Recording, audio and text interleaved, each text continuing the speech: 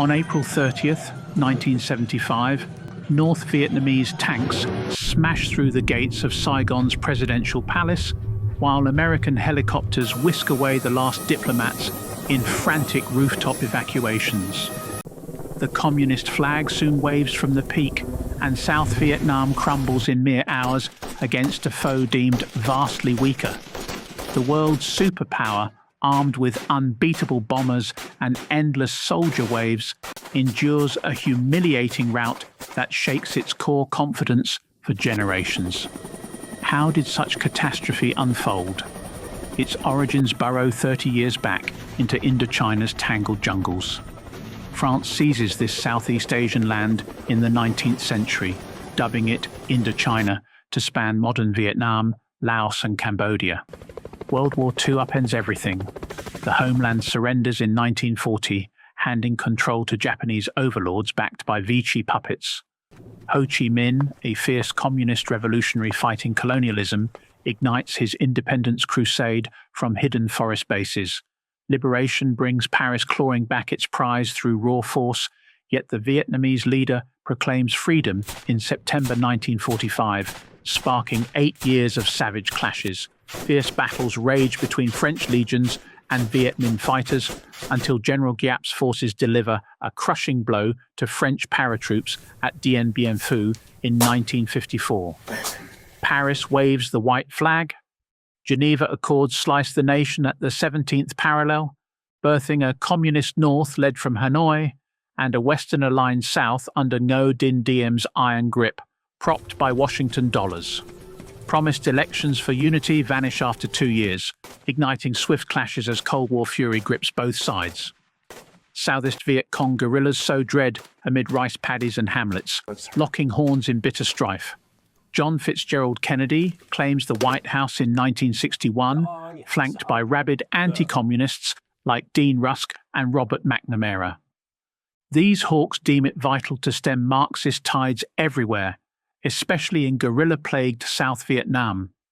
Washington ramps up support, cash floods in, special forces land to drill Southern troops. By 1963, 16,000 GIs hold positions mainly as advisors to Diem, whose Catholic rule scorns Buddhists and stirs mass unrest. A bloody CIA blessed coup topples and slays him that November. The successor junta staggers through turmoil, letting Viet Cong nibble deeper into steamy jungles. On August 2, 1964, the Gulf of Tonkin clash hands the perfect spark. North Vietnamese torpedo boats allegedly strike U.S. destroyers Maddox and Turner Joy. Lyndon B. Johnson, Kennedy's heir, waves this incident before Congress, securing the namesake resolution for any peace-restoring steps. Hellish machinery grinds alive.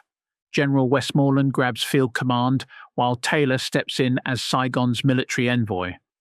On February 7, 1965, Viet Cong hit Camp Holloway Base hard. U.S. Air Force unleashes Operation Rolling Thunder, a storm of bombs over the north. Strikes hammer Ho Chi Minh trails, roads and bridges in the Red River Delta, pushing to Hanoi by summer. Chemical horrors debut. Agent Orange strips jungle across millions of hectares. Napalm torches hamlets and flesh. White phosphorus gobbles all in flames. In 3 years, Vietnam swallows as many explosives as Nazi Germany faced across the entire World War. Air assaults falter against buried lairs. Pentagon dispatches ground boots. From 1965 to 1973, 3 million GIs rotate in drafts, often lottery-pooled youth. Huey helicopters disgorge infantry into enemy hearts. Ground support thunders. Medivacs snatch the wounded. Conventional fights favor Americans, yet Viet Cong adapts. Lightning ambushes, tunnel traps, booby-trapped corpses, child bombers burst from foliage. G is, gripped by revulsion, unleash savage reprisals, turning the land into a smoking slaughter pit. Foe casualties hit 60,000 yearly per Pentagon tallies. Still ranks swell faster amid the mayhem.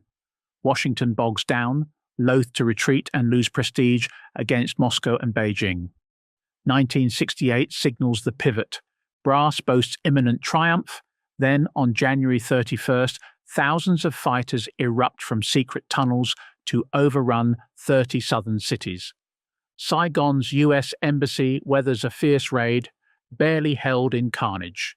Tet Offensive claims 14,000 civilian dead, 24,000 hurt, 10,000 South Vietnamese slain, 2,000 Americans sidelined. Tactical win for Washington becomes moral abyss.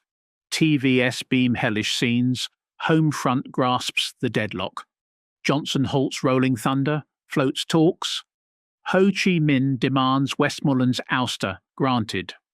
Paris parleys launch in May 1968, though Richard Nixon's election next year vows conquest. Henry Kissinger aids his boss in widening the blaze. Massive raids pound Viet Cong havens in Laos and Cambodia. Ho Chi Minh passes in 1969, heirs choose all-out war, shredding talks. Nixon kicks off phased pullouts from 1969, wrapped by 1973, bequeathing South Vietnamese sharper gear, training, intel. G is withdraw, yet southern rulers rot in graft as northern hammers pound harder. American mass assaults clash with elusive rebels, razed hamlets and starved folk swing to foes. The American pullout strands South Vietnam against relentless guerrilla raids on shaky outposts as Hanoi fortifies northern fronts with Soviet gear. Southern generals stuffed with US hardware helm a spirit-broken force where crooked officers siphon cash and rifles for personal gain. Northern warriors, fired by generations of anti-colonial grit, treat every push as a stride toward Geneva's shattered unity vow. Neutral hamlets flip to invaders when refugees reclaim crater-pocked soil laced with lingering dioxin poison. Viet Cong ploys master the thick canopy. Tiny squads deliver swift stings, then melt into green walls, forcing GIs to hunt phantoms under blistering skies. Washington banked on sweeping assaults echoing Normandy shores, full divisions scouring earth amid ceaseless cannon roars. Such doctrine sparks vast monetary waste, every spent buck fueling foe, broadcasts painting America as ravenous empire builder. Farmers caught in crossfire bear the cruelest toll, clans shredded by fragments, poisoned paddies starve multitudes from sustenance. Agent Orange, dumped in torrents from bulging C-123 bellies, levels woods and crops over 2.5 million hectares, claiming a tenth of southern turf.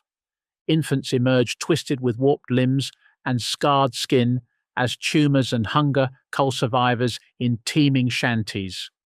Crews back home retch at mission memories, though Pentagon downplays fallout until snapshots and survivor tales breach the hush. To choke enemy slips, Yanks bulldoze full settlements, herding folk into barbed camps where starvation and plagues fester under taut canvas. My Lai massacre embodies the abyss. March 1968 sees Lieutenant Calley unleash his platoon on a suspect rebel nest. Rage-drunk troops spray bullets everywhere, rape women before bayoneting them, stomp infants into crimson muck. 300 to 500 forms litter the ground until a captain's chopper lands in shock to halt the frenzy. Press spread horrors recast saviors as monsters in local eyes, swelling Viet Cong files through raw fury or utter hopelessness. US brass, blind to this patriotic blaze, fixated on body tallies over captured loyalties. Vietnamese view the fray as sequel to fights against Japanese and French, prizing sovereignty above red banners or market flags. Ho Chi Minh rallied throngs decrying foreign split lands, his heirs fan that flame tempered in trials. Southrons, crushed beneath CIA puppet rule, brand Washington fresh overlords slaying self-reliant chiefs like Diem.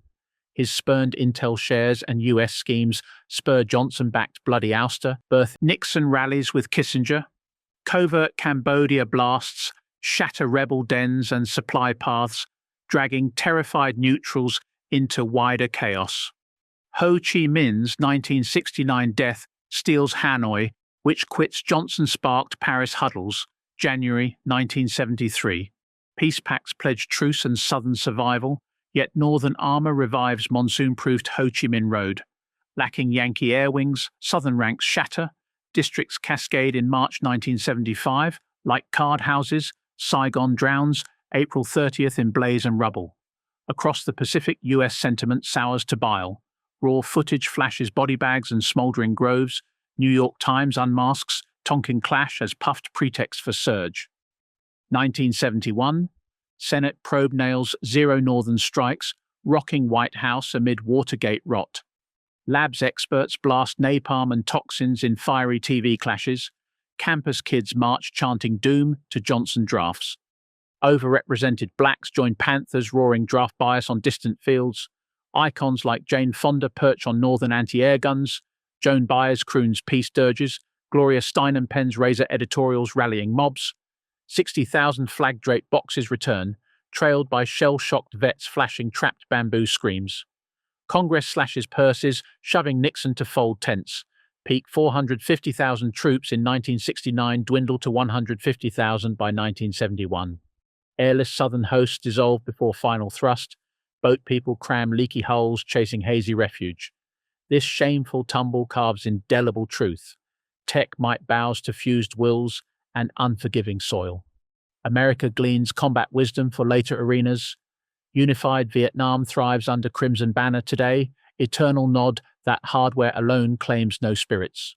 Subscribe to dive other history riddles reshaping our globe. Hit the bell to catch every buried epoch secret.